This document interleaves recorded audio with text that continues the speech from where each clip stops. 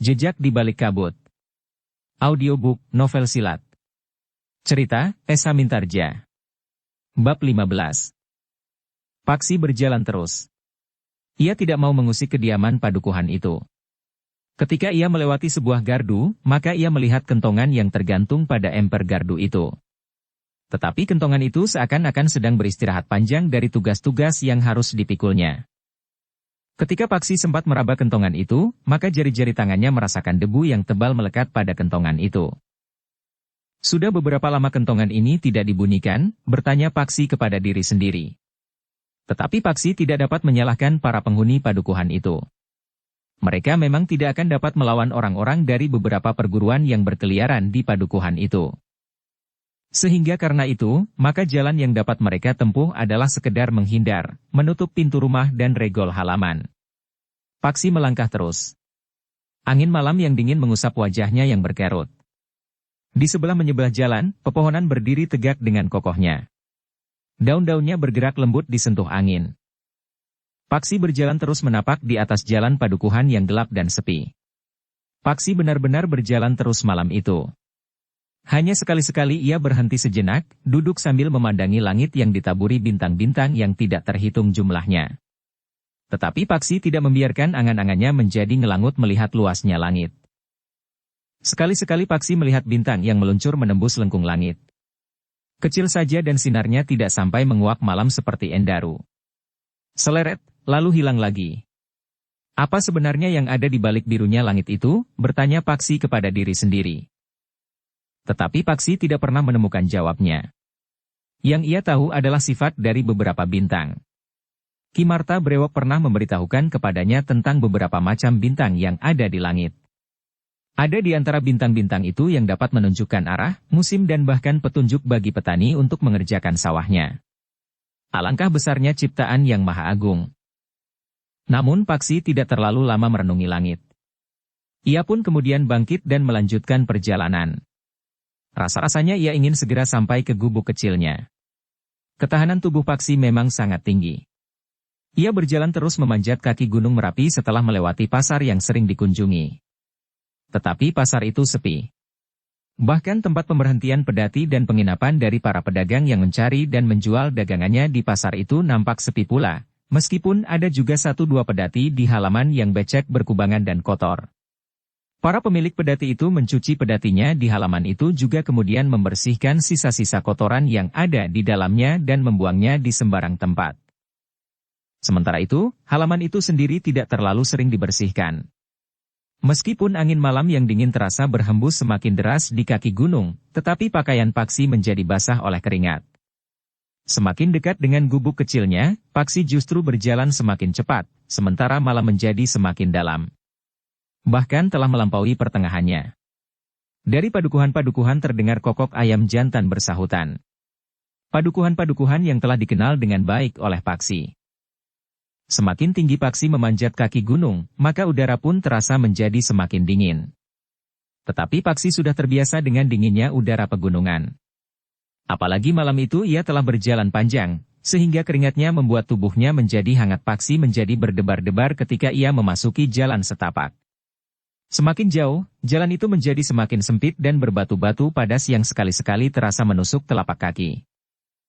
Jalan yang jarang sekali disentuh oleh kaki manusia.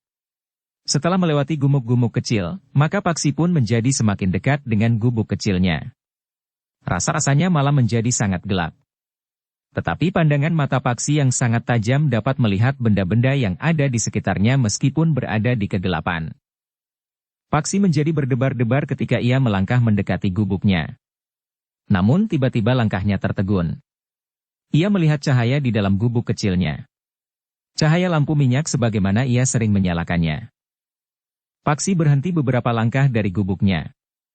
Ia mulai menduga-duga, siapakah yang telah menyalakan lampu minyak itu? Mungkin guru. Desis Paksi di dalam hatinya. Namun akhirnya Paksi pun telah memaksa dirinya untuk mendekati gubuk itu. Paksi terkejut ketika ia mendengar suara seseorang dari dalam gubuk itu. Marilah. Jangan berhenti di situ. Pintunya tidak aku selarak.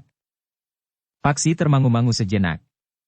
Namun kemudian didorongnya pintu gubuknya sehingga terbuka. Paksi memang terkejut ketika ia melihat seorang yang masih terhitung muda duduk di dalam gubuknya. Di atas ajuk-ajuk, lampu minyaknya menyala menerangi ruangan yang tidak terlalu luas itu. "Siapakah kau?" bertanya Paksi kepada orang yang duduk di dalam gubuknya itu. Orang itu dengan pandangan mata yang tajam memandang Paksi yang berdiri di depan pintu. Dengan tenangnya ia pun mempersilahkan Paksi. "Masuklah. Duduklah." "Siapakah kau?" Paksi mengulang. "Duduklah. Kita akan berbicara." Suara orang itu mengandung wibawa yang besar, sehingga Paksi seakan-akan telah dicengkamnya tanpa dapat menolak. Perlahan-lahan Paksi melangkah memasuki gubuk itu. Ia menjadi sangat berhati-hati. Ia belum mengenal orang itu. Karena itu, Paksi pun telah bersiap menghadapi segala kemungkinan. Tetapi menilik wajah dan pandangan matanya, orang yang masih terhitung muda itu bukan orang yang licik. Ketika Paksi duduk 2 langkah di hadapannya, orang itu beringsut setapak. "Siapakah kau, Kisanak?" bertanya orang itu. "Akulah yang berhak bertanya kepadamu. Rumah ini rumahku." Oh, orang itu mengerutkan dahinya. "Jadi rumah ini rumahmu?" "Maaf, aku tidak tahu. Dalam pengembaraanku aku menemukan rumah ini kosong, sementara ada beberapa macam perkakas dapur yang tertata rapi. Rumah ini sangat menarik bagiku.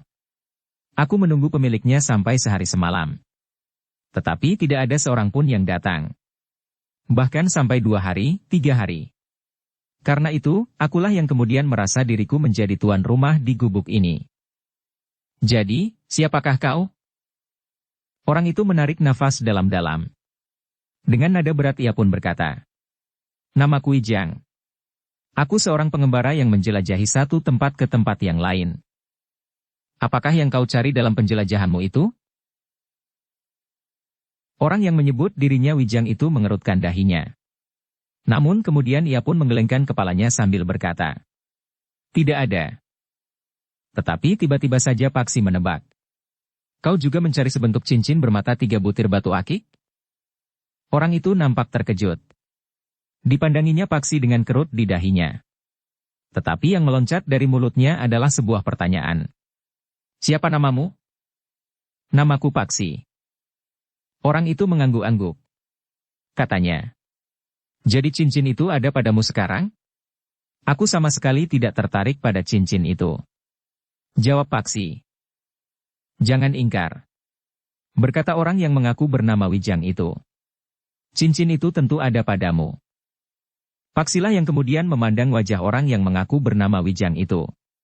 Seorang laki-laki yang bertubuh tegap. Wajahnya bersih dan bahkan seakan-akan memancarkan sinar. Kedua matanya yang tajam, tetapi jernih itu nampak berkilat-kilat di bawah cahaya lampu minyak di ajuk-ajuk. Ada beberapa orang yang berkeliaran di sekitar tempat ini untuk mencari sebuah cincin. Berkata Paksi, "Tentu termasuk kau, Kisanak." "Namaku Wijang," desis orang itu. "Ya." Paksi mengangguk-angguk.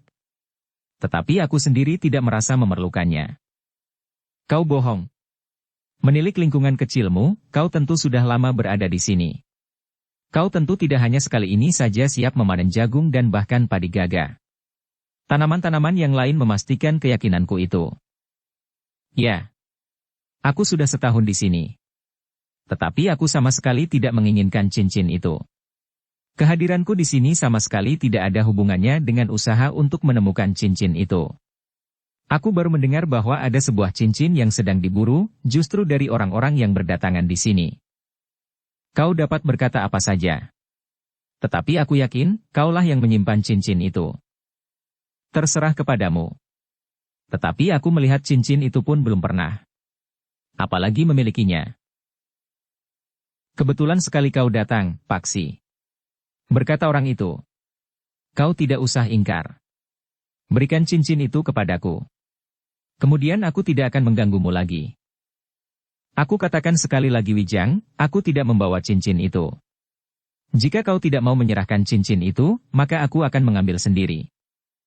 "Di mana akan kau ambil?"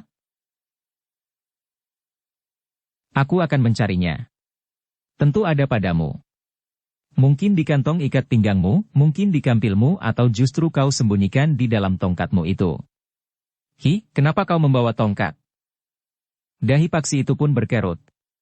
Menilik wujudnya, orang itu tentu berbeda dengan orang-orang yang sering berkeliaran untuk mencari cincin bermata 3 butir batu akik itu. Seandainya orang ini juga mencarinya, tentu tidak dengan cara sebagaimana dilakukan oleh orang-orang dari berbagai perguruan itu. Dalam pada itu, maka orang itu pun kemudian berkata, Paksi, sebaiknya kita berbaik hati, supaya kita tidak usah berselisih. Berikan saja cincin itu kepadaku. Mungkin kau memerlukan imbalan yang pantas. Aku akan berusaha memenuhinya. Wijang, berkata Paksi. Aku tidak perlu mengatakan 2-3 kali lagi. Cincin itu tidak ada padaku. Tetapi orang yang menyebut dirinya Wijang itu berkata, jangan mempersulit dirimu sendiri. Paksi pun kemudian bangkit berdiri. Ia melangkah mendekati lampu minyaknya untuk menarik sumbunya yang sudah hampir terbenam ke dalam minyak sehingga nyalanya terlalu kecil. Kemudian sambil berdiri di sebelah lampu minyak itu ia berkata, aku atau kau yang mempersulit diri? Wijang memandang Paksi dengan kerut di kening.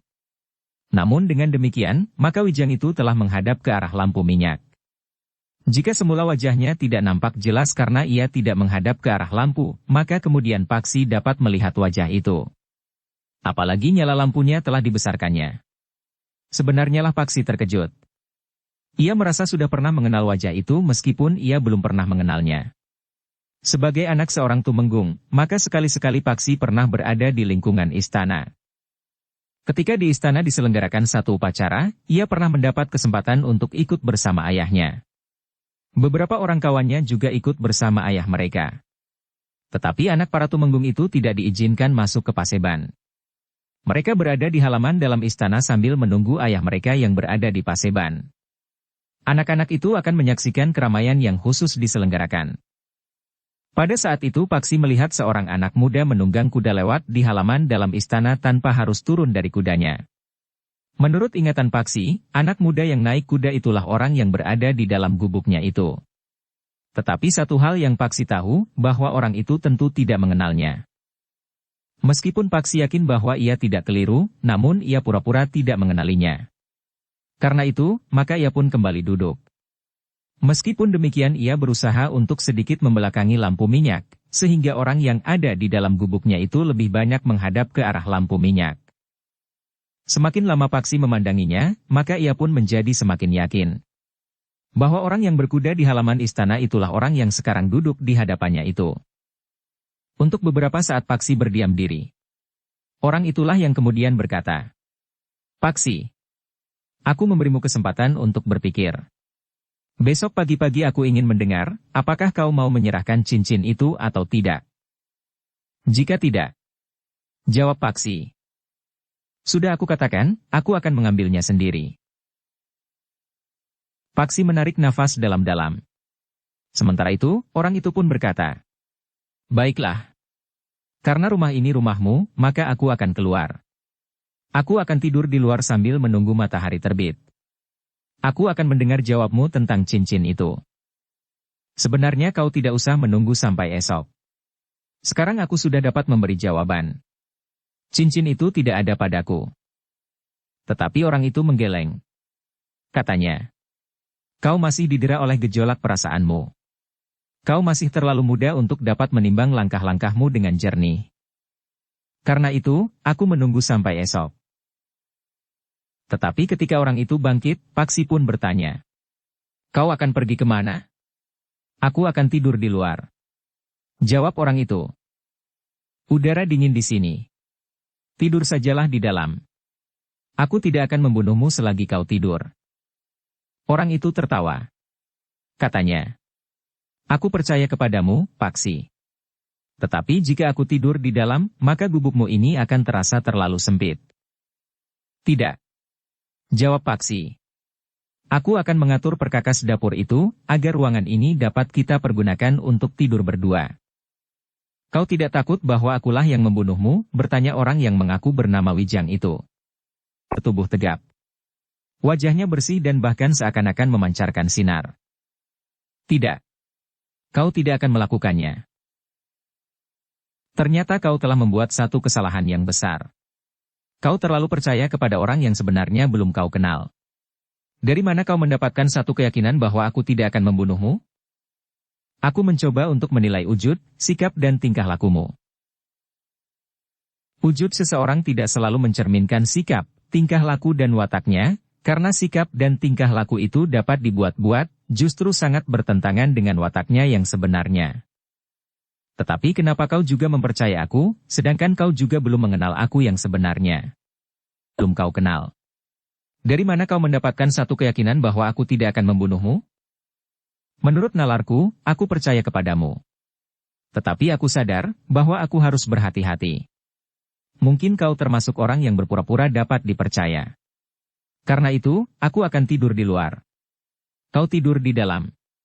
Pintu harus kau selarak, sehingga aku tidak akan dapat masuk dengan diam-diam. Paksi menarik nafas dalam-dalam. Tetapi ia tidak mencegah orang itu lagi ketika ia melangkah keluar pintu gubuknya. Demikianlah, maka orang yang menyebut dirinya bernama Wijang itu benar-benar tidur di luar gubuk dalam cuaca yang dingin. Sedang Paksi pun telah menyelarak pintu. Bagaimanapun juga, ia memang harus berhati-hati. Seperti yang dikatakan sendiri oleh orang yang datang ke gubuknya itu, ia memang belum mengenal orang itu seutuhnya. Meskipun orang itu benar yang dilihatnya berkuda di halaman istana, namun ia tidak tahu pasti tentang sifat dan wataknya. Malam itu Paksi tidur dalam gelap. Ia memadamkan lampu minyaknya, sehingga rasa-rasanya di dalam gubuk itu lebih gelap daripada di luarnya. Tetapi mata Paksi yang tajam, apalagi jika ia mempergunakan ilmu yang telah dipelajarinya, akan mampu melihat dalam kegelapan tidak terlalu jauh berbeda dengan penglihatannya di dalam terang. Malam itu Paksi dapat tidur nyenyak.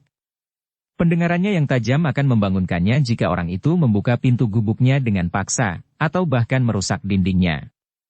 Sebenarnya lah malam itu tidak terjadi sesuatu. Orang yang menyebut dirinya bernama Wijang itu tidak berbuat curang sebagaimana Paksi juga tetap berada di gubuknya. Menjelang pagi, seperti biasanya Paksi telah bangun.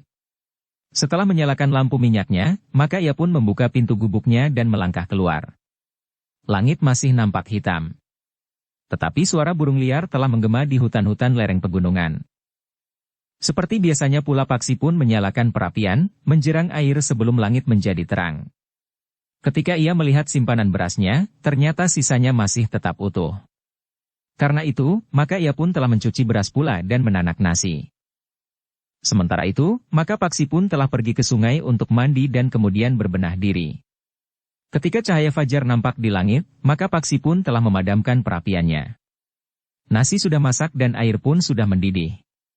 Paksi telah membuat wedang jahe yang dapat menghangatkan tubuhnya di dinginnya udara pegunungan. Ketika kemudian Paksi keluar lagi dari gubuknya, ia melihat orang yang menyebut dirinya Wijang itu sudah duduk di atas sebuah batu yang besar. Di batu itu pula lah, Ki Marta Brewok sering duduk jika ia mengunjungi Paksi. Kau ternyata termasuk anak muda yang rajin. Kau bangun pagi-pagi sekali. Melakukan segala kewajibanmu dengan baik.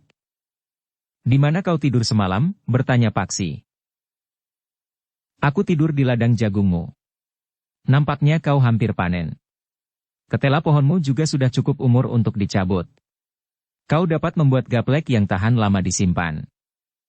Paksi mengangguk. Katanya. Ya. 2-3 pekan lagi aku akan mencabutnya dan menjemurnya setelah dikuliti. Nah, sekarang waktu yang aku berikan sudah sampai pada batasnya. Kau harus menjawab, apakah kau bersedia memberikan cincin itu kepadaku atau tidak? Jangan tergesa-gesa. Aku akan pergi ke sungai untuk menangkap ikan. Kita akan memanggang ikan itu untuk makan pagi. Kita akan membicarakan persoalan kita setelah kita makan pagi. Kau dapat duduk sambil minum wedang jahe hangat sambil menunggu aku kembali dari sungai. Sampai kapan kau akan menangkap ikan? Bertanya Wijang. Tidak terlalu lama. Di kedung kecil terdapat cukup banyak ikan yang mudah ditangkap. Wijang termangu-mangu sejenak. Sementara itu Paksi pun mempersilahkannya. Masuklah. Kau tahu di mana letaknya mangkuk. Kau dapat menuang wedang jahe itu sendiri. Kau akan pergi ke sungai? Bertanya Wijang. Ya. Jawab Paksi. Jika demikian, biarlah aku ikut. Paksi mengerutkan dahinya. Tetapi ia pun kemudian mengangguk sambil menjawab. Silahkan jika kau inginkan. Keduanya pun kemudian telah pergi ke sungai. Di tikungan sungai itu terdapat sebuah kedung kecil. Di kedung kecil itu memang terdapat cukup banyak ikan, sehingga Paksi tidak memerlukan waktu yang lama untuk menangkapnya. Di tebing kedung kecil itu Paksi menyimpan sebuah lembing kecil yang panjang. Dengan lembing itu Paksi menangkap beberapa ekor ikan. Menyenangkan sekali, berkata Wijang. Berikan lembing itu. Aku juga akan menangkap ikan seperti kau lakukan. Paksi memberikan lembing itu. Wijang yang berdiri di bibir kedung itu pun kemudian telah menangkap ikan dengan lembing sebagaimana dilakukan oleh Paksi. Namun selagi Wijang sibuk menangkap ikan, maka di luar sadarnya, seekor ular yang merambat di tebing telah mematuk kakinya. Wijang terkejut. Paksi pun terkejut pula. Ia melihat ular itu dengan cepat menjalar dan hilang di dalam lebatnya rumputan dan ilalang. Wijang, berkata Paksi dengan cemas. Aku mempunyai obat penawar racun. Kau dapat mengobatinya untuk menawarkan racun ular itu jika tidak terlambat. Tetapi Wijang sendiri tersenyum. Sambil membidik seekor ikan kakap yang besar Wijang berkata, jangan hiraukan. Ular itu tidak akan menyakiti aku. Paksi mengerutkan keningnya. Sementara itu, Wijang telah melemparkan lembingnya tepat mengenai sasarannya. Paksi masih berdiri termangu-mangu. Ternyata Wijang itu sama sekali tidak menghiraukan patukan ular belang yang racunnya sangat tajam itu. Namun setelah memungut ikan kakap yang besar itu, Wijang duduk di atas rerumputan. Dipijitnya luka di kakinya itu. Darah yang hitam kebiru-biruan mengembun dari lukanya itu. Namun kemudian disusul dengan titik-titik darah merah yang segar. Wijang tersenyum. Diusapkan darahnya yang merah itu. Katanya. Racun itu tidak akan menggangguku. Paksi menarik nafas dalam-dalam.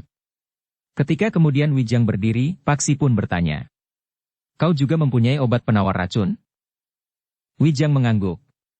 Katanya. Aku harus melengkapi bekal dalam pengembaraanku yang panjang ini. Paksi mengangguk-angguk pula. Namun tiba-tiba Wijang itu pun berkata. Bukankah kita sudah mendapat ikan cukup banyak untuk makan pagi? Paksi memandang seonggok ikan di tepi kedung kecil itu. Jawabnya. Ya. Marilah kita pulang. Keduanya pun kemudian kembali ke gubuk Paksi. Wijanglah yang kemudian membersihkan ikan itu, sementara Paksi membuat api.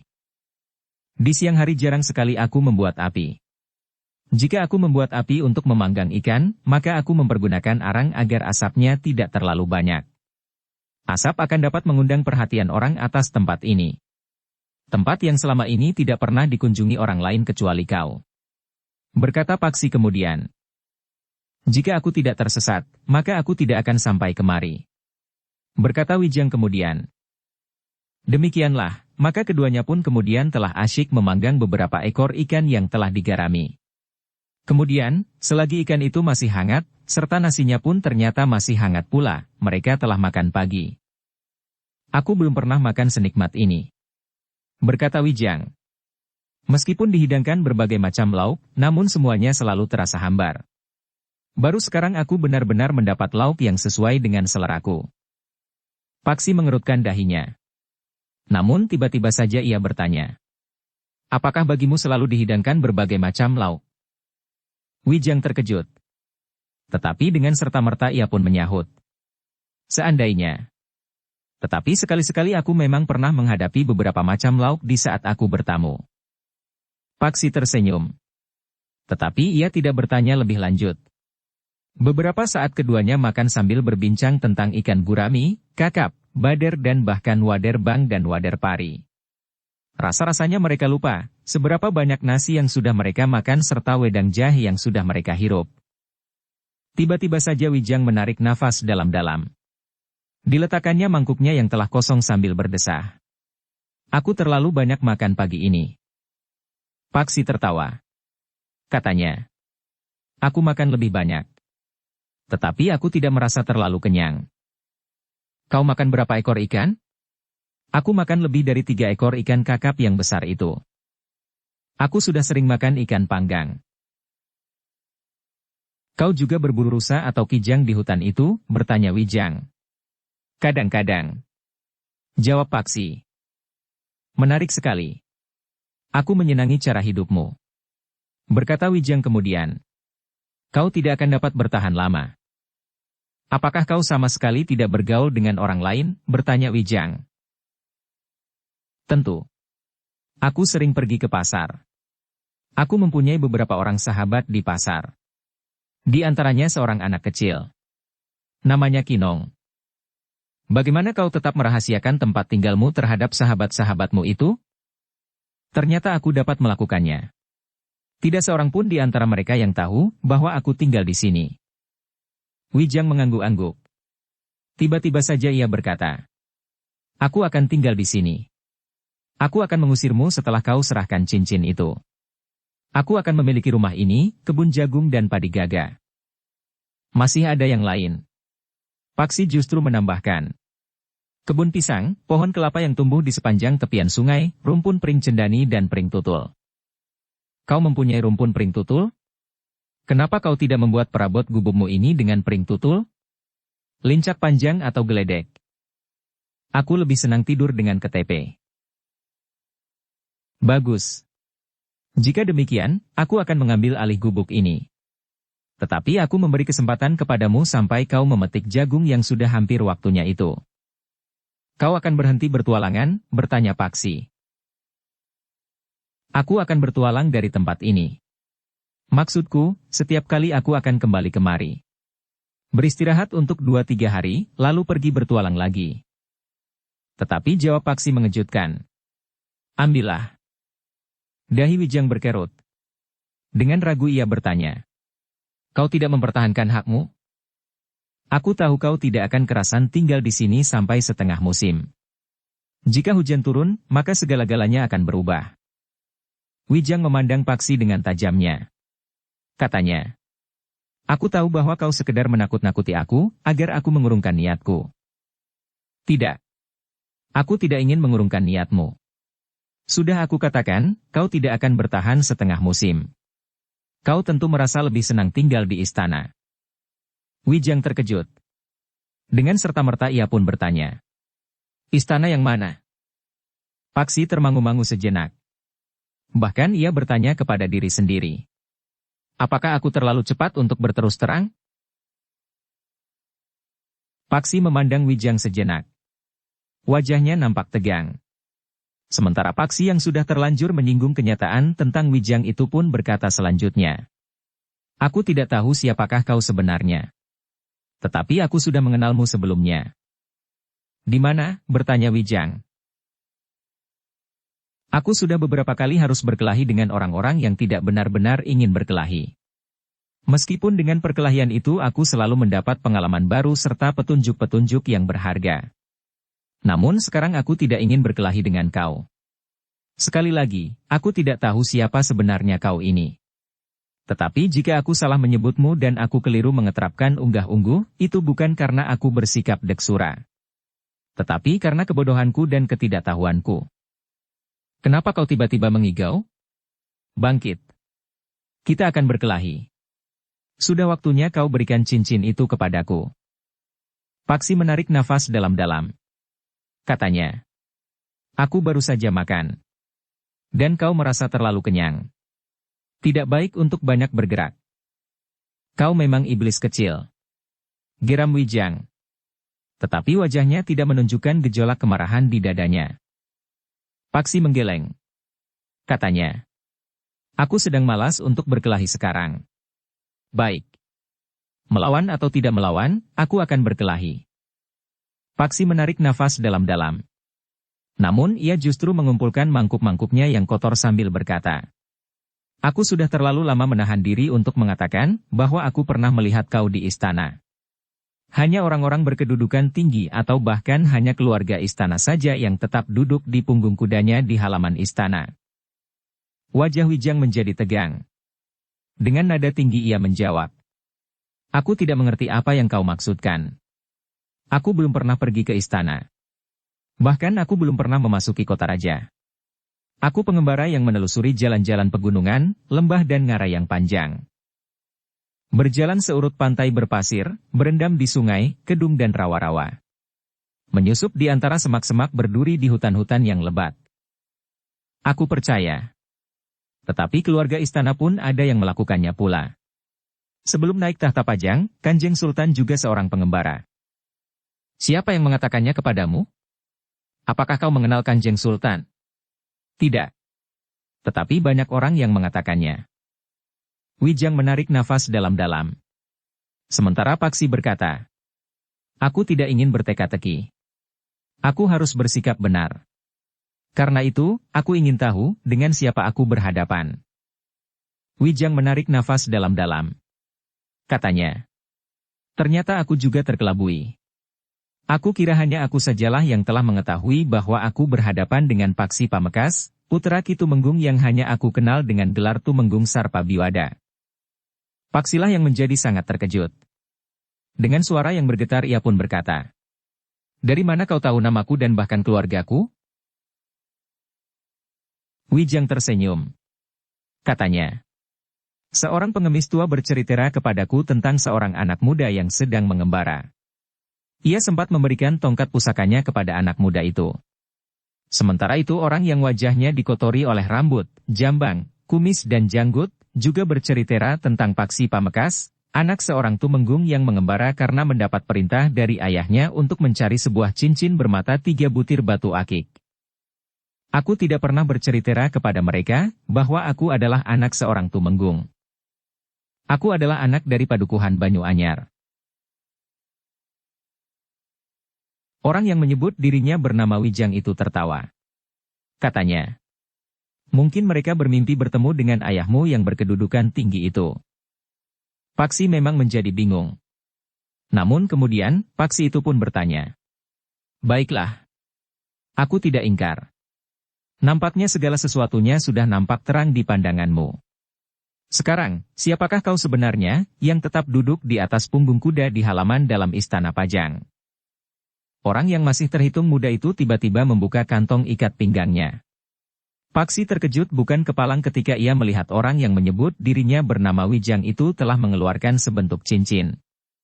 Cincin emas dengan 3 butir batu akik. Cincin itu.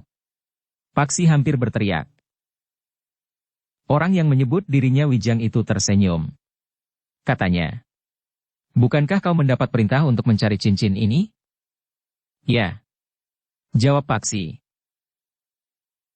Ambil cincin ini dari tanganku. Kau yang sudah ditempa oleh Ki Marta Brewok serta mendapat senjata yang tidak ada duanya itu tentu akan dapat mengalahkan aku. Wajah Paksi menjadi tegang. Ketika ia memandang wajah orang yang menyebut dirinya Wijang itu, ia melihat bibir yang tersenyum. Sama sekali bukan greget seorang yang sedang menantang untuk berkelahi. Tolong, berkata Paksi. Sebutkan siapakah kau sebenarnya. Aku tidak ingin berteka-teki lebih lama lagi. Orang itu masih tersenyum. Dengan nada rendah ia pun berkata, namaku Benawa. Paksi terkejut sekali. Rasa-rasanya ia mendengar suara petir yang meledak di telinganya. Ia pernah mendengar nama itu. Benawa adalah putra Kanjeng Sultan Hadiwijaya sendiri. Ampun, Pangeran. Paksi membungkukkan kepalanya dalam-dalam. Hamba tidak tahu bahwa hamba berhadapan dengan Pangeran Benawa. Yang hamba ketahui bahwa orang yang menyebut dirinya Wijang ini adalah tentu keluarga istana dan berkedudukan tinggi, sehingga dapat tetap duduk di punggung kudanya di halaman dalam istana. Tetapi hamba tidak mengira bahwa Wijang itu adalah Pangeran Benawa itu sendiri. Pangeran Benawa tertawa pendek. Katanya, jangan panggil aku Pangeran. Panggil aku Wijang. Kau tidak usah merubah sikapmu. Anggap aku kakakmu sendiri. Tetapi Pangeran adalah putra Kanjeng Sultan. Wijang mengangguk. Tetapi katanya, siapapun aku. Panggil aku Wijang. Hamba, Pangeran. Paksi mengangguk hormat. Namun kemudian Wijang itu pun bertanya. Kau percaya bahwa akulah Pangeran Benawa? Setiap orang dapat menyebut dirinya Pangeran Benawa. Apakah hanya karena kau melihat aku berkuda di halaman dalam istana, dan aku menyebut namaku Benawa kau langsung mempercayainya? Pangeran membawa cincin yang sedang dicari itu. Selebihnya hamba mendengarkan kata nurani hamba. Baiklah. Tetapi sekali lagi aku minta, panggil aku Wijang. Aku adalah kakakmu dalam pengembaraan ini. Atau jika kau tidak berkeberatan, aku akan ikut tinggal di gubuk ini untuk sementara sebelum aku memutuskan meneruskan pengembaraan ini. Tetapi orang-orang yang mencari cincin itu berkeliaran di sini, Pangeran. Panggil aku Wijang. Paksi hanya menarik nafas panjang. Tetapi bibirnya tidak bergerak. Wijanglah yang kemudian berkata, aku justru ingin melihat apa saja yang mereka lakukan di sini. Tetapi jika mereka mengetahui bahwa cincin itu ada di tangan pangeran, maka mereka akan menempuh segala cara untuk merebutnya, karena mereka menganggap bahwa cincin itu memiliki tuah. Siapa yang memiliki dan mengenakan cincin itu di jarinya, maka ia akan menurunkan penguasa di tanah ini. Kau masih belum dapat menyebut namaku Wijang. Cobalah. Kau akan terbiasa. Baik. Jawab Paksi. Apakah cincin ini benar-benar merupakan pertanda bahwa seseorang akan dapat melahirkan penguasa di tanah ini? Aku tidak akan mengatakan apa-apa. Tetapi jika beberapa orang keluarga istana memerintahkan orang-orang terpercaya mencarinya, sebenarnya bukan hanya karena cincin ini. Tetapi keluarga istana itu juga mencari aku. Mereka tahu bahwa akulah yang membawa cincin ini. Tetapi di samping itu ternyata ada juga yang menganggap bahwa petugas-petugas khusus itu telah memburu cincin yang hilang. Kenapa pangeran meninggalkan istana? Aku harus memperingatkan kau lagi. Panggil aku Wijang. Ya. Kenapa kau meninggalkan istana? Udara di lingkungan istana menjadi sangat panas. Maksudmu? Kau tahu maksudku. Aku mengerti. Tetapi apa sebabnya? Bertanya Paksi. Apakah kau menjadi kecewa karena pelayanan yang kurang baik? Atau karena alasan-alasan lain sehingga udara di istana itu merasa panas? Orang-orang di dalam istana itu tidak lagi mengenal kehidupan yang sebenarnya yang terjadi di Pajang dan lingkungannya. Kakang Mas Sutawijaya yang bergelar Mas Ngabehi Loring Pasar juga kecewa melihat tatanan kehidupan di istana. Apa yang mengecewakan? Sikap dan tingkah lakumu. Sama sekali bukan karena kami merasa kurang mendapat pelayanan. Tetapi justru sebaliknya. Apa yang ada di istana sama sekali bertentangan dengan kenyataan hidup di luar dinding istana. Orang-orang yang sehari-harinya hidup di dalam dinding istana tidak pernah melihat bahwa ada juga orang yang hidup melarat, kekurangan dan bahkan lapar. Para penjabat kehartakan di istana tidak tahu bahwa para petugas pajak di daerah-daerah menjadi kehilangan kendali. Mereka berlomba untuk mendapatkan yang terbanyak agar mereka mendapat pujian atau naik pangkat. Tetapi mereka tidak menghiraukan bahwa mereka yang dipungut pajak itu merasa mendapat beban yang sangat berat. Tetapi bukankah pajak itu merupakan salah satu pilar yang mendukung tegaknya pemerintahan, karena pajak itu merupakan salah satu sumber dana untuk menjalankan roda pemerintahan? Ternyata kesadaranmu sangat tinggi, Paksi. Mungkin karena kau anak seorang tumenggung. Jika orang-orang di sekitar lingkungan ini tidak mengeluh karena beban pajak yang tidak terpikul, maka aku menyatakan hormatku kepada para petugas di sini. Paksi mengangguk-angguk kecil.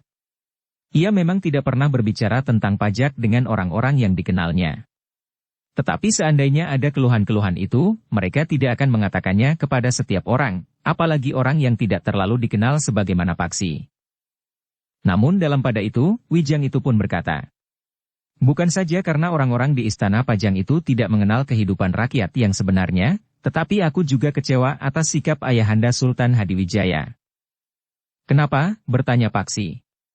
Pun segera melangkah menuruni tangga. Wijang itu tersenyum. Katanya, sudahlah. Apakah seorang anak harus membuka rahasia dan kelemahan orang tuanya, betapapun ia menjadi kecewa? Paksi menundukkan kepalanya. Katanya, memang tidak. Bagus. Kau dapat mengerti jika aku tidak mengatakan alasannya, kenapa aku kecewa terhadap ayahanda. Paksi mengangguk kecil. Nah, sekarang, aku minta sekali lagi untuk tinggal di gubuk ini. Setidak-tidaknya untuk sementara. Dan aku harus meninggalkan gubuk ini? Wijang tertawa. Katanya, aku takut tinggal di sini sendiri. Paksi pun tertawa pula. Sejak hari itu, Paksi tidak tinggal sendiri di gubuk itu.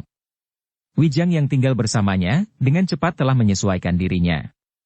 Ia telah melakukan apa yang dilakukan oleh Paksi. Bahkan Wijang pun telah memanjat pohon kelapa pagi dan sore untuk mengambil legen. Seperti Paksi, ternyata Wijang pun melakukannya dengan tangkasnya. Di hari-hari berikutnya, Paksi tidak sendiri pergi ke pasar. Ketika ia bertemu dengan Kinong, maka Paksi pun telah memperkenalkan Wijang kepadanya. Apakah ia saudaramu? Bertanya Kinong. Ya. Kakakku. Jawab Paksi. Tetapi baru kali ini ia pergi ke pasar ini. Paksi tertawa. Katanya. Kakakku tinggal di tempat yang jauh. Baru kemarin ia datang menengok aku. Di mana ia tinggal? Pertanyaan itu agak membingungkan Paksi. Namun kemudian ia pun menjawab. Ia tinggal di Kembang Arum. Kinong mengangguk-angguk. Tetapi ia belum pernah mendengar nama padukuhan Kembang Arum. Namun Kinong tidak sempat berbincang lebih lama. Ia pun segera berlari-lari membawa keranjang kecilnya. Ibunya telah melambaikan tangan memanggilnya, karena ada orang yang ingin minta bantuannya. Anak sekecil itu harus sudah mencari makan sendiri. Desis Wijang. Salah ayahnya, desis Paksi. Wijang berpaling kepadanya dengan dahi yang berkerut. Namun kemudian ia pun bertanya. Kenapa dengan ayahnya? Ia seorang penjudi. Wijang mengangguk-angguk. Tetapi ia tidak bertanya lebih jauh. Dalam pada itu, setelah beberapa kali Wijang pergi ke pasar, maka ia pun mulai melihat orang-orang dari beberapa perguruan berkeliaran di pasar itu. Nampaknya orang-orang itu masih berusaha untuk saling mengekang diri, sehingga benturan di antara mereka dihindari. Benturan-benturan yang pernah terjadi, sama sekali tidak menguntungkan bagi mereka, karena kekuatan mereka hampir seimbang. Hanya pada saat-saat yang menentukan sajalah agaknya mereka akan mengambil sikap yang tegas. Namun, perhatian Wijang dan Paksi sangat tertarik kepada pembicaraan dua orang dari perguruan SAD yang kebetulan mereka dengar, bahwa ada di antara mereka yang seakan-akan telah melihat pelangi yang berdiri tegak di kaki bukit. Pelangi itu hanya terdiri atas 3 warna. Apakah ketajaman indera mereka mampu melihat keberadaan cincin yang aku bawa ini? Bertanya Wijang kemudian. Entahlah. Tetapi sebelum kau datang, orang-orang itu sudah berada di sini. Aku sudah agak lama di sini. Berkata Wijang. Bukankah kau baru datang beberapa hari di saat aku pergi? Wijang menggeleng. Katanya. Tidak. Jauh sebelum itu. Jauh sebelum itu? Sebelum aku datang ke tempat ini? Tidak. Jika kau sudah setahun di sini, berarti bahwa kau datang lebih dahulu. Tetapi aku bukan baru berada di sini di saat kau pergi. Jadi di mana kau selama ini? Wijang tersenyum. Katanya. Aku sudah berada di sini kira-kira sebulan yang lalu. Aku tinggal bersama Paman Marta Brewok. Ki Marta Brewok? Bertanya Paksi. Ya. Bukankah Ki Marta Brewok telah mengajarimu bermain loncat-loncat? Paksi menarik nafas dalam-dalam. Hampir di luar sadarnya ia bertanya. Siapa sebenarnya orang yang menamakan dirinya Marta Brewok? Aku menganggapnya sebagai guruku. Ia pun mengakui aku sebagai muridnya. Tetapi aku tidak tahu, siapakah sebenarnya Ki Marta Brewok itu. Bukankah kau sudah menyebutnya? Namanya Marta Brewok. Bukankah itu sudah cukup? Paksi memandang Wijang dengan tajamnya, sehingga Wijang itu pun bertanya. Kenapa kau memandang aku seperti itu? Kau tidak percaya kepadaku atau justru kau menjadi curiga? Tidak. Jawab Paksi. Aku sama sekali tidak menjadi curiga. Tetapi aku tahu bahwa ada sesuatu yang kau sembunyikan. Wijang tertawa. Katanya. Sudahlah. Jangan mempersulit perasaanmu sendiri. Sekarang, marilah kita memperhatikan pendapat orang-orang dari perguruan SAD itu. Maksudmu? Ada 2 kemungkinan. Apakah orang dari perguruan SAD itu mampu melihat cincin yang tersembunyi di balik kantong ikat pinggangku, atau memang cincin itu benar-benar memancarkan cahaya sebagaimana yang mereka lihat. Paksi mengangguk-angguk kecil. Namun kemudian ia pun bergumam. Cincin itu memang sangat menarik. Setidak-tidaknya karena aku yang membawanya. Paksi mengerutkan dahinya. Namun Wijang itu pun tertawa. Katanya, kau tidak usah iri. Paksi pun akhirnya tertawa pula. Namun bagaimanapun juga, Wijang dan Paksi harus menjadi lebih berhati-hati. Jika ada orang yang melihat atau merasa melihat semacam pelangi yang mempunyai 3 warna berdiri tegak di kaki bukit, maka itu akan dapat berarti bahwa orang-orang yang mencari cincin itu akan menjelajahi kaki bukit. Mungkin mereka akan berkeliaran dan bersamadi di antara bebatuan, di pinggir sungai atau di goa-goa sambil menunggu isyarat. Mungkin cahaya seperti endaru, atau seperti bintang yang jatuh dari langit, atau sinar yang memancar dari tempat-tempat yang tersembunyi atau semak-semak yang tiba-tiba terbakar. Namun 1-2 hari kemudian, tidak seorang pun yang pernah memanjat kaki gunung itu lebih tinggi. Sementara itu, dalam waktu-waktu senggang, ternyata keduanya sempat pula melakukan latihan olah kanuragan bersama-sama. Mereka berdua memang tidak bersumber dari perguruan yang sama. Tetapi justru karena itu, maka latihan-latihan yang mereka lakukan dapat memperkaya ilmu mereka masing-masing. Namun dalam pada itu, Paksi harus mengakui bahwa Pangeran Benawa yang menamakan dirinya Wijang itu memiliki ilmu yang sangat tinggi. Namun bagi Wijang, Paksi adalah kawan berlatih yang cukup memadai. Bahkan keduanya kadang telah berlatih di dalam goa di belakang air terjun. Semula Paksi tidak mengatakan kepada Wijang bahwa di belakang air terjun itu terdapat sebuah goa. Namun ternyata Wijang sudah mengetahuinya. Ternyata apa yang diketahuinya jauh lebih banyak dan lebih luas dari yang aku ketahui. Berkata Paksi. Bahkan Wijang itu pulalah yang telah mengajak Paksi berlatih sambil berendam di dalam air. Pada suatu ketika, mungkin sekali kita dipaksa untuk bertempur di dalam air. Berkata Wijang. Paksi memang mendapat pengalaman baru. Ia dapat mengenali perbedaannya, apa yang harus dilakukan di darat dan apa yang harus dilakukan di dalam air. Keterampilannya berenang pun semakin bertambah. Ketahanan nafasnya pun menjadi semakin panjang. Namun ketenangan kedua orang itu pun akhirnya terganggu juga. Ketika keduanya sedang berlatih meningkatkan ketahanan tubuh dengan berjalan dan berlari di celah-celah bebatuan, pepohonan hutan lereng pegunungan, lembah dan tebing-tebing terjal, maka tiba-tiba saja Wijang memberi isyarat agar Paksi yang berlari di belakangnya untuk berhenti. Paksi pun tertegun. Ia pun kemudian bergeser ke balik gerumbul perdu ketika Wijang memberikan isyarat kepadanya. Keduanya pun kemudian melihat 3 orang perempuan berjalan menyusuri jalan setapak. Untunglah mereka tidak berjalan ke arah gubuk Paksi. Tetapi justru ke arah yang lain. Orang-orang dari perguruan Goa Lampin. Desis Paksi. Wijang mengangguk-angguk. Katanya, pemimpin perguruan itu adalah perempuan yang sangat berbahaya. Dengan pandangan matanya yang menembus mata seseorang, ia dapat mempengaruhi penalarannya sehingga orang itu dapat kehilangan pribadinya. Paksi mengangguk. Katanya, aku pernah melihatnya. Bukankah Paman Marta Brewok pernah memberi petunjuk kepadamu, bagaimana kau harus mengatasinya? Paksi mengangguk. Bagus. Wijang mengangguk-angguk. Murid-muridnya pun ada yang sudah mencoba-coba kekuatan sihir itu. Tetapi kau tidak usah menjadi cemas. Kekuatan pribadimu akan dapat mengatasinya, sehingga kekuatan sihir itu tidak mempengaruhimu. Paksi masih mengangguk-angguk. Nah, satu peringatan buat kita. Mereka hari ini menyusuri lorong ke arah yang lain. Tetapi mungkin besok atau lusa, mereka akan pergi menyusuri jalan setapak menuju ke gubuk kita. Bagaimana sikap kita jika hal itu terjadi? Apa yang kau lakukan jika aku tidak bersamamu? Wijang justru bertanya. Aku akan membiarkannya. Merusak gubukmu, mengambil isinya dan barangkali memetik jagungmu dan mencabut ketela pohonmu? Bukankah aku dapat menanamnya lagi? Apa yang akan kau makan kemudian? Bukankah aku selama ini menanak nasi beras, bukan nasi jagung?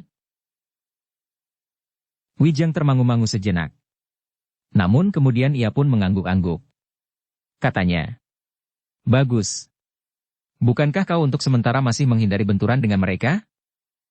Ya. Paksi mengangguk-angguk.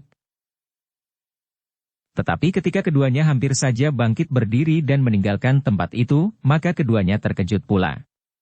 Mereka melihat dua orang lain yang berjalan melalui lorong sempit berbatu-batu ke arah yang sama sebagaimana ketiga orang perempuan dari perguruan Gua Lampin itu. Siapakah mereka? Desis Paksi. Bukan orang-orang dari perguruan SAD. Jadi siapa? Apakah mereka orang-orang Tegal Arang? Wijang menggeleng. Apa yang terjadi? Apakah mereka ingin menjajaki kemampuan masing-masing? Tetapi hal itu sudah pernah mereka lakukan sebelumnya. Sebelum Wijang menjawab, maka di kejauhan mereka melihat tiga orang lainnya berjalan ke arah yang sama. Bahkan kemudian ada lagi yang menyusul. Nampaknya memang ada sesuatu yang akan terjadi. Desis Wijang. Mereka berkumpul untuk berkelahi atau untuk berbicara di antara mereka, gumam Paksi. Lingkungan ini cukup terlindung oleh semak-semak belukar. Bahkan pepohonan. Kita akan dapat melihat apa yang akan terjadi kemudian. Bukankah kita tidak akan mencampuri persoalan mereka? Tidak. Jawab Wijang. Keduanya pun kemudian mulai beringsut. Dengan hati-hati keduanya merunduk dari balik gerumbul ke balik gerumbul. Dari balik batu-batu besar ke balik batu yang lain. Mereka agaknya akan pergi ke balik bukit itu. Berkata Paksi.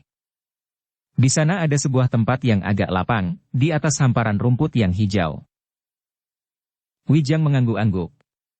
Katanya. Ya. Sebuah batu persegi yang agaknya dibuat oleh tangan seseorang, ada di tengah-tengahnya. Sebatang pohon preh tumbuh di sudut tempat yang lapang itu. Kau pernah mengunjungi tempat itu? Seperti kau, aku mengenal lingkungan ini dengan baik. Tru bertanya. Aku akan membiarkannya. Paksi mengangguk-angguk. Sementara itu keduanya merayap ke tempat yang mereka sebutkan itu.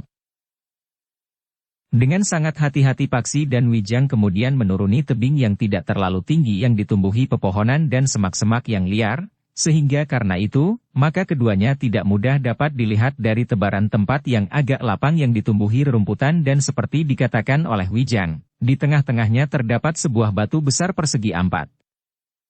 Batu yang nampaknya adalah bekas buatan tangan manusia. Keduanya memang tidak dapat berada terlalu dekat dengan lapangan rumput itu. Namun dari tempat mereka berlindung, mereka dapat melihat apa yang terjadi dan serba sedikit pendengaran mereka yang tajam, dapat mendengar pembicaraan dari orang-orang yang seperti mereka duga, berkumpul di lapangan rumput itu. Menurut penglihatan Wijang dan Paksi, maka di lapangan rumput itu telah berkumpul beberapa orang dari beberapa perguruan yang berbeda. Sedikitnya ada 5 perguruan yang diwakili dalam pertemuan itu. Tetapi nampaknya tidak seorang pun dari para pemimpin tertinggi dari perguruan itu yang datang dalam pertemuan itu. Wijang dan Paksi mendengarkan pembicaraan orang-orang itu dengan saksama. Mula-mula masing-masing menyebut perguruan mereka serta nama mereka yang ditugaskan untuk mewakili. Kau ikut mengingat nama mereka serta perguruan mereka. Desis Wijang. Aku akan mencoba. Sahut Paksi perlahan-lahan. Baru kemudian, seorang di antara mereka, justru orang dari perguruan SAD, berkata. Aku mendapat perintah dari guru, menawarkan kerja sama di antara kita. Permusuhan dan bahkan saling membunuh sama sekali tidak bermanfaat bagi kita semuanya dan bagi kita masing-masing. Kerjasama yang bagaimana yang dimaksud oleh gurumu, bertanya seorang perempuan dari Gua Lampin. Itulah yang harus kita bicarakan. Jawab orang dari perguruan SAD itu. Namun seorang yang datang dari perguruan yang lain lagi berkata. Katakan, apakah kau sudah mempunyai rancangan dari wujud kerjasama yang dapat kita lakukan? Orang dari perguruan SAD itu termangu-mangu sejenak. Namun tiba-tiba saja orang itu menjadi gelisah. Bahkan beberapa orang yang lain pun nampak menjadi gelisah. Tiba-tiba seorang di antara mereka, seorang yang agaknya datang dari perguruan yang lain lagi berkata lantang. Jangan bersembunyi. Marilah, datanglah jika kalian akan ikut berbicara bersama kami. Seorang yang lain, yang bertubuh raksasa yang agaknya datang dari perguruan Tegal Arang di pinggir Kali Praga tertawa sambil berkata. Ada 2 orang yang nampaknya ingin bermain sembunyi-sembunyian. Wijang dan Paksi terkejut. Mereka merasa bahwa mereka berada di tempat yang tersembunyi. Kemampuan mereka yang seakan-akan dapat menyerap bunyi yang timbul dari setiap sentuhan tubuh mereka dengan lingkungannya, melindungi mereka dari ketajaman pendengaran orang-orang yang sedang berbicara di lapangan rumput itu. Jika orang-orang itu mengetahui kehadiran mereka berdua, itu berarti bahwa mereka adalah orang-orang yang berilmu sangat tinggi. Tidak mungkin. Desis Paksi. Wijang mengangguk-angguk kecil. Namun kemudian ia pun berbisik. Jika karena sesuatu hal mereka mengetahui kehadiran kita, maka apa boleh buat? Namun keduanya terkejut ketika mereka melihat sesuatu yang bergerak di sisi yang lain dari padang rumput itu. Dua orang muncul dari sela-sela gerumbul-gerumbul perdu. "Kenapa kalian bersembunyi?" bertanya orang dari perguruan SAD itu. Kedua orang itu berdiri tegak memandang berkeliling seakan-akan menembus ke setiap biji mata dari orang-orang yang berada di padang rumput itu. Sementara itu Wijang berdesis. "Kenapa Panggraita kita begitu tumpul, sehingga kita tidak mengetahui kehadiran kedua orang itu?" "Keduanya masih terlalu jauh dari kita berdua, karena keduanya berada di seberang lapangan rumput itu," sahut Paksi. "Sementara itu, perhatian kita pusatkan kepada orang-orang yang ada di lapangan rumput itu sendiri. Aku sudah siap mengingat-ingat nama jika salah seorang dari mereka menyebutkannya lagi. Namun yang datang ada dua orang dari sisi seberang." Namun tiba-tiba wajah Paksi menjadi tegang. Hampir di luar sadarnya ia beringsut sehingga Wijang menggamitnya sambil berdesis. "Hus! Kau kenapa?" Tiba-tiba saja Paksi teringat sesuatu. Kata-katanya meluncur dengan nada datar. "Seorang laki-laki dan seorang perempuan." "Ya." "Kenapa?" bertanya Wijang. "Tentu ayah dan ibu Kemuning." "Siapakah Kemuning itu?" bertanya Wijang. Paksi menarik nafas dalam-dalam. Dipandanginya Wijang sekilas. Namun kemudian Paksi pun menjawab perlahan. "Nanti aku ceritakan." Wijang mengangguk. Ia pun ingin memperhatikan apa yang dikatakan oleh kedua orang laki-laki dan perempuan itu. Sementara itu Paksi pun berdesis. Ciri-ciri keduanya tepat seperti yang dikatakan Ki Pananggungan. Wijang tidak menyahut. Tetapi ia memperhatikan laki-laki itu dari ujung kakinya sampai ke kepalanya. Laki-laki itu bertubuh tinggi tegap. Wajahnya keras, berkumis lebat. Hidungnya seakan-akan tenggelam dalam kelebatan kumis itu. Matanya sipit, tetapi alisnya hampir setebal kumisnya. Sedangkan perempuan yang bersamanya itu terhitung perempuan yang bertubuh tinggi semampai mengenakan pakaian yang khusus. Sepasang pedang tergantung di kedua lambungnya. Selempang kulit menyilang di dadanya menahan berat pedangnya yang menggantung pada ikat pinggang kulitnya. Bersambung ke bab 16. Dukung kami dengan subscribe, follow, like, komen dan share. Terima kasih.